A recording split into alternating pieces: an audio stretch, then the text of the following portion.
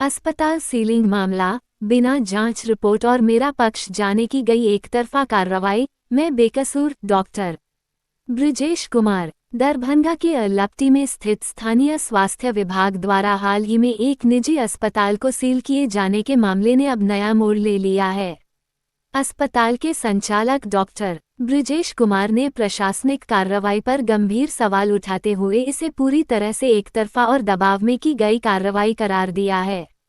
Doctor Brijesh Kumar ने बताया कि जब सरकार द्वारा अस्पतालों के पंजीकरण रजिस्ट्रेशन के नए नियम लागू किए गए थे, तब उन्होंने अपने अस्पताल के रजिस्ट्रेशन के लिए सिविल सर्जन सीएस कार्यालय में सभी आवश्यक दस्तावेजों के साथ आवेदन किया था। हालांकि उनके आवेदन को अस्वीकार कर दिया गया और उसके ठीक एक दिन बाद ही अस्पताल को सील करने की कार्रवाई कर दी गई। अस्पताल संचालक ने आरोप लगाया कि करीब 1.5-2 हफ्ते पहले सिविल सर्जन कार्यालय से एक जांच टीम अस्पताल आई थी। हैरान करने वाली बात ये थी कि इस सरकारी और आधिकारिक जांच के दौरान मृतक मरीज के परिजन भी टीम के साथ मौजूद थे। डॉक्टर ब्रिजेश के अनुसार यह एक आधिकारिक प्रक्रिया थी, लेकिन वहां मौजूद परिजन मुझे अपना पक्ष रखने ही नहीं दे रहे थे। जब भी मैं जांच टीम के सामने कुछ बोलना चाहता, परिजन हंगामा शुरू कर देते। प्रशासन पूरी तरह से परिजनों के दबाव में काम कर रहा है और इस पूरे प्रकरण में मेरा पक्ष जानने की कोई कोशिश नहीं की गई। मरीज को गलत ब्लड चढ़ाने के कारण हुई मौत के आरोपों को सिरे से खारिज करते हुए डॉक्टर ब्रिजेश कुमार ने वैज्ञानिक तथ्य सामने रखे। उन्होंने कहा कि यदि मरीज को गलत ब्लड चढ़ाया गया होता, तो आधे घंटे के भीतर ही उसके विपरीत लक्षण जैसे शरीर में खुजली, तेज बुखार, बीपी का अचानक गिरना और यूरिन का रंग कॉफी जैसा होना दिखने शुरू हो जाते और 24 घंटे के भीतर मरीज की मृत्यु हो जाती। उन्होंने आगे स्पष्ट किया कि मरीज की मौत अस्पताल में नहीं बल्कि डीएमसीएच में हुई है।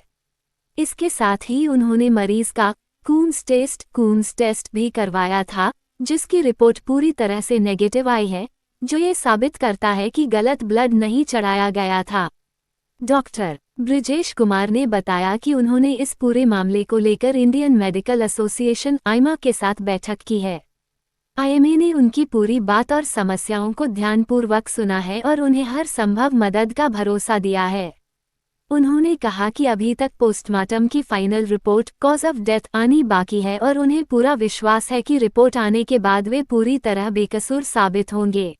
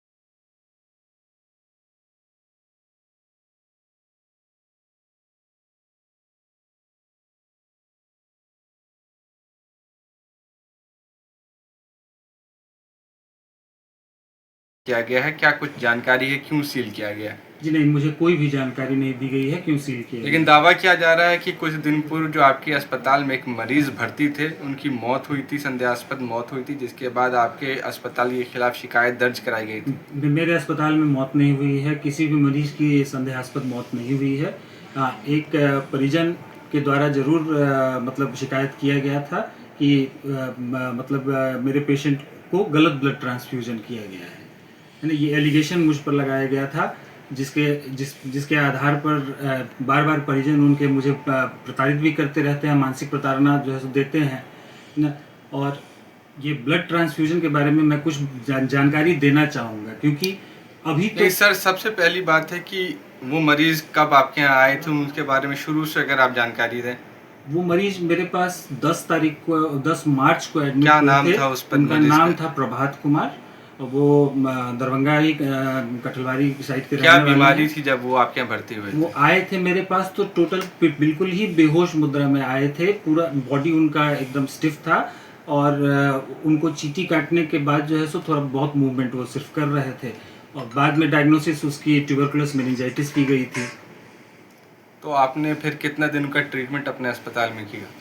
उनका ट्रीटमेंट 10 तारीख से मेरे यहाँ भर्ती हुए और 21 को मैंने उनको रेफ़र किया था, 21 मार्च को।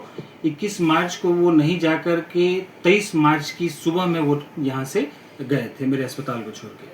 तो फिर कब वो वापस आए? फिर 23 तारीख को ही रात में मेरे अस्पताल में फिर से रीएडमिट उन्होंने अपने मरीज को करवा दिया, जबकि मैं उस समय उपलब्ध नहीं था। मैं मतलब यहाँ बिहार से बाहर में था और मेरा फ़ोन भी नॉट रीचेबल था। इस कंडीशन में जो है सो वो लोग जबरन मेरे अस्पताल में फिर से ला करके उसको एडमिट करा दिए। तो क्या आपने पूछा नहीं कि क्यों यहाँ लाए? फिर आपने कैसे एक्सेप्ट किया जब आपने रेफर कर दिया था? मैंने एक्सेप्ट नहीं, वो जबरन जो है सो मेरे यहाँ रखवा दिए थे उनके परिजन। उसके बाद जब मैं 25 तारीख की रात को, आधी रात को जब मैं लौटा, तब मैंने देखा कि यहाँ तो मरीज फिर से वापस आए हुए हैं। तो उनके परिजनों को मैंने बुला करके बोला भी कि साहब मैंने रेफ़र किया है। रेफ़र करने का मतलब होता है कि एक डॉक्टर जो है सो अभी अब इसको आगे दे रहा है, स्पेशलिटी की ज़रूरत है इनको ना। लेकिन ये लोग जो है सो फिर आप यहाँ पे लेके आ गए हैं, रीएडमिट कर दिए हैं, तो ये कैसे हो सकता है फिर इलाज? मैंने रेफ़र किया है, मैं हाथ खड़ा कर चुका हूँ कि अब इनका इलाज मैं नहीं कर सकता हूँ, इनको आगे ले जाया जाए। इसके लिए मैंने आपको भेजा था। तो लेकिन क्या परिजन माने? फिर परिजन नहीं माने। उन्होंने कहा कि नहीं सर, हम IGIMS लेके गए थे, बट IGIMS की व्यवस्था मुझे अच्छी नहीं लगी। वहाँ पर कोई देखने वाला भी नहीं था मेरे मरीज को, तो मुझे यहाँ का ट्रीटमेंट ज़्यादा अच्छा लगा। आपका व्यवहार, आपका ट्रीटमेंट बहुत अच्छा लगा, इसलिए मैं यहीं पे आप ट्रीटमेंट इनका करवाऊँगा। और इसका ये लिखित भी उन्होंने साइन करके मुझे प्रमाण पत्र दिया हुआ है। 25 को उनको जब देखा, मैंने 26 को फिर से उनको कहा, रिक्वेस्ट किया कि आप जो है सो इनको यहाँ मत रखिए, इनको स्पेशलिटी की ज़रूरत है, यहाँ पे इनका इलाज नहीं हो सकता है।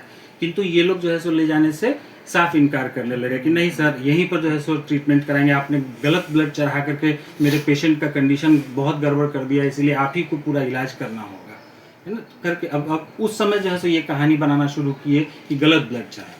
जब ये रेफ़र बैक आए और 26 को जब मैंने इनको रेफ़र फिर दोबारा किया, तब ये कहानी बनाना शुरू किए कि ये ब्लड जो है सो गलत चढ़ाया गया और मुझे फिर प्रताड़ना जो है शुरू किए। तो आपने किसी इसको लेकर कुछ संज्ञान में लिया? पुलिस को बिल्कुल, मैंने फिर बेता पुलिस स्टेशन में जो है सो एक सना दिया कि भाई मेरे यहाँ एक ऐसे पेशेंट भर्ती हुए हैं जिनको मैंने रेफ़र किया हुआ था, फिर से मेरे यहाँ वापस आ गए हैं। उनकी स्थिति मतलब अच्छी नहीं होने के कारण मैंने उनको रेफ़र किया था कि स्पेशलिटी की ज़रूरत है, बट वो लोग फिर मेरे यहाँ वापस लेके आ गए हैं और फिर ले जाने से इनकार कर रहे हैं। इसमें अगर कोई हादसा होता है, और दरभंगा के ही हैं वो भी पेशेंट भी, तो अगर कोई ऐसा हादसा होता है तो अगर परिजन मेरे ऊपर में हावी होंगे तो मैं क्या करूँगा?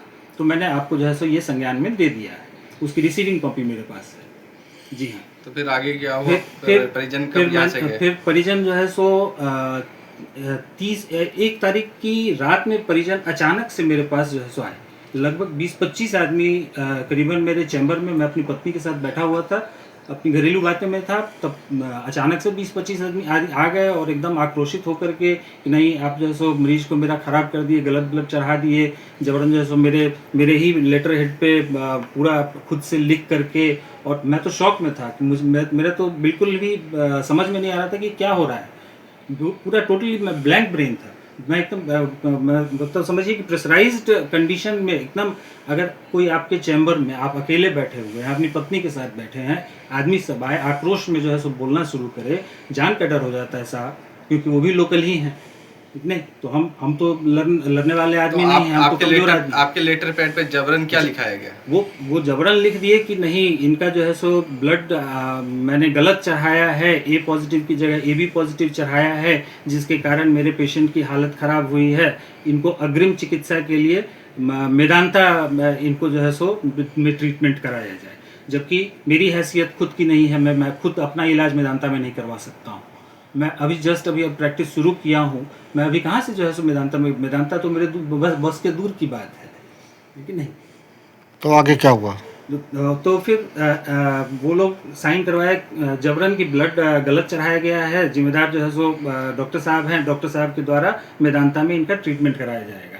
वो समय तो इतना आक्रोशित थे वो लोग, जो मैं डर गया था, मुझे जान का डर लग रहा था, और मुझे जबरन साइन करना पड़ा, मतलब जबरदस्ती ऐसे ब्लैंक ब्रेन के कंडीशन में जो है साइन करना पड़ा। बताया जा रहा है कि फिर आपने वहाँ भर्ती कराया। मेरा इन लोगों का डिमांड हुआ कि नहीं, हमारे हॉस्पिटल से एक स्टाफ मेरा जाएगा, इनको वहाँ पे एडमिट करवा के आएगा। वो स्टाफ को वहाँ पर छोड़ेंगे नहीं अगर मैं एडमिट नहीं करवाता तो, है ना। उन्होंने स्टाफ को घेर रखा था। पेमेंट भी किया? जी हाँ, मैंने 20,000 के करीबन पेमेंट किया उसका एडमिट करवाने के लिए। उसके बाद फिर कब पेशेंट की मौत हुई, कहाँ हुई? पेशेंट की मौत कब हुई ये मैं नहीं जानता हूँ, लेकिन पोस्टमार्टम का ये सुन करके मुझे धक्का लगा कि अचानक से ये पोस्टमार्टम की बात कहाँ से आ गई, है ना। तो तब मुझे पता चला कि पेशेंट की मौत डीएमसीएच में हुई है। पोस्टमार्टम में जांच कमेटी भी बनी थी क्या? उस जांच कमेटी की कोई रिपोर्ट आई? पोस्टमार्टम की जांच कमेटी बनी थी, अभी तक पोस्टमार्टम का फाइनल रिपोर्ट नहीं आया है। किस आधार पर आपका हॉस्पिटल से क्लिक किया गया? अभी तक मुझे कुछ भी नहीं बताया गया है। अभी तक तो जो संज्ञान लग रहा है वो मुझे मतलब मैं क्या कहूँ, मैं सिविल सर्जन ऑफिस भी गया था पूछने के लिए, लेकिन मुझे कोई भी जानकारी नहीं दी गई।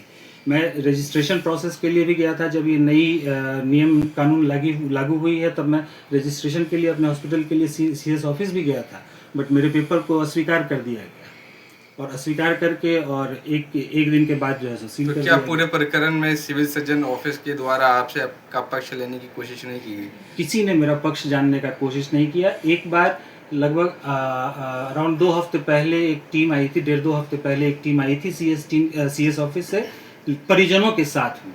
उस समय भी परिजन साथ में थे। परिजनों के साथ में उन्होंने मुझसे सवाल जवाब पूछा, लेकिन वहाँ भी परिजन मुझे बोलने नहीं दे रहे थे। वहाँ भी मुझे अपना पक्ष रखने के लिए अलाउ नहीं कर रहे थे। मैं कुछ बोलना चाह रहा था तो वो लोग जो है तो उल्टा मतलब बोलने लगते थे अपने तरफ से। इसमें मैं क्या उनको बता पाता। वो लोग जो है सो हमसे हम बोले कि आप लिखित में जो है सो हमको अपना दीजिए कि आपका पक्ष क्या है। मैं उस दिन शुक्रवार या शनिवार का दिन था, तो रविवार छोड़ के सोमवार को मैं गया था। सोमवार को जाने के बाद तो मतलब उन्होंने वो रिटर्न मेरा लेने से इनकार कर दिया, बोला कि इसकी ज़रूरत ही नहीं है, हम लोगों ने रिपोर्ट अपनी भेज दी है। तो क्या लगता है कि कहीं ना कहीं एक पक्षीय कार्रवाई आप इसको मांग रहे हैं? बिल्कुल, मेरा पक्ष मुझे रखने के लिए समय ही नहीं दिया गया, मेरा कोई पक्ष जानने का कोशिश ही नहीं किया। आप लोगों के चैनल के थ्रू मुझे ये बताने में मैं बहुत बहुत आभारी हूँ आप लोगों का कि मैं अपना पक्ष बता पा रहा हूँ। आगे क्या इसको लेकर रणनीति बनी है? क्या आईएमए से आपकी बात हुई है? बिल्कुल, आईएमए की हम लोगों की मीटिंग हुई है। आईएमए में जो है सो हम लोगों का विचार, मेरा सारा परेशानी सुना गया है, उनका विचार विमर्श हुआ है। वो लोग जो है सो मुझे हेल्प कर रहे हैं। क्या नाम हुआ आप? मेरा नाम डॉक्टर ब्रजेश कुमार है। सिविल सर्जन ऑफिस के द्वारा जो सील की कार्रवाई की गई है उसको लेकर क्या कहते हैं? क्या किसी दबाव में वो कार्रवाई हुई? दबाव में तो देखिए, एक परिजनों का दबाव हो सकता है, परिजन दबाव दे रहे होंगे, उनको ब्लड ट्रांसफ्यूजन के बारे में जानकारी नहीं है। इनफैक्ट ब्लड ट्रांसफ्यूजन के लिए मैं जानकारी देना चाहता हूं आप लोगों को, चैनल के थ्रू आम पब्लिक को भी ये पता होनी चाहिए कि ब्लड अगर एडवर्स रिएक्शन करता है तो पेशेंट का जो है सो 15 मिनट से आधे घंटे के अंदर में सिम्टम्स आना शुरू हो जाता है, जिसमें शरीर में खुजलाहट होना, बुखार आना, मतलब पेशेंट का बीपी फॉल हो जाना, पेशाब का कलर जो है सो एकदम कॉफ़ी कलर का आने लगना, ये सारा उसका सिम्टम शुरू हो जाता है। अगर मतलब गलत कि जो आरोप है कि गलत ब्लड चढ़ाया गया, अगर गलत होता तो 24 घंटे के अंदर मौत हो जाए। ऑब्वियसली बिल्कुल जो है सो 24 घंटा बहुत होता है इसमें जो है सो मतलब बचने के लिए, बचने का समय ही नहीं देता है। अगर ब्लड चला गया है, बचने का समय ही नहीं देगा वो।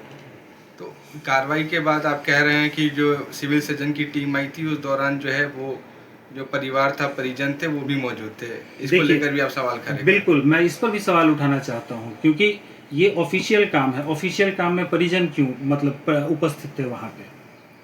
ऑफिशियल काम सीएस सर के ऑफिस से मेरे यहाँ टीम आई जांच के लिए, पूछताछ के लिए। ये तो ठीक है, लेकिन उनके साथ परिजन क्यों? मेरे यहाँ जब भी कोई भी सरकारी ये हुआ, या तो प्रशासन आया या सीएस ऑफिस से टीम आई, तो हमेशा परिजन क्यों उपस्थित रहते हैं? ये सवाल मुझे मतलब ये अंदर ही अंदर खाया जा रहा है कि परिजन इस ऑफिशियल काम में क्यों अंदर आए। तो आपका मानना है कि दबाव में ये कार्रवाई हुई है? बिल्कुल, कुछ न कुछ दबाव तो जरूर है। इसको लेकर क्या रणनीति आप लोगों की तैयार हुई? कि रणनीति तो अभी तो फाइनल रिपोर्ट आना बाकी है, कॉज ऑफ डेथ है ना। कोई भी कॉज ऑफ डेथ के बाद ही आपको कुछ भरोसा है कि जब फाइनल रिपोर्ट आएगी तो आप बेकसूर साबित होंगे? देखिए, मैंने गलत ब्लड नहीं चढ़ाया है, मैं बेकसूर हूँ। और मैंने इनका कुम्स टेस्ट भी करवा रखा था। जो एक गलत ब्लड चढ़ने के बाद टेस्ट होता है, वो अगर पॉजिटिव आता है तब गलत ब्लड चढ़ा है, लेकिन इनका कुम्स टेस्ट भी मैंने करवाया था जो कि कम्प्लीटली नेगेटिव दिखा रहा है रिपोर्ट। हालांकि आपको जानकारी मिली